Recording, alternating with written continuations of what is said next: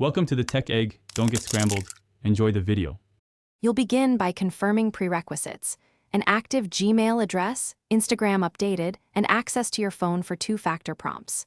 Once ready, open Instagram and go straight to your profile. Tap Edit Profile to find contact options or personal information. This is where email fields live. Do this now, don't detour into other settings. You need the field visible so you can paste or type your Gmail exactly, because spelling errors prevent verification and future account recovery.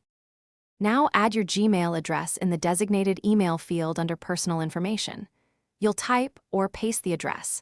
Make sure there are no extra spaces or autofill errors, because Instagram won't accept a mistyped email. After saving, Instagram sends a verification link or code to Gmail to confirm ownership. Check the account settings to ensure the email is listed as primary if you want to use it for login and recovery. This step ties your Instagram identity to your Gmail for notification. Finish by verifying the email in your Gmail.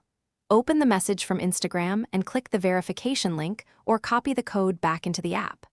Once verified, test by using Forgot Password on the login screen to ensure Gmail receives reset emails. If the verification or reset email doesn't arrive, check spam, promotions, and any filters, then resend from Instagram.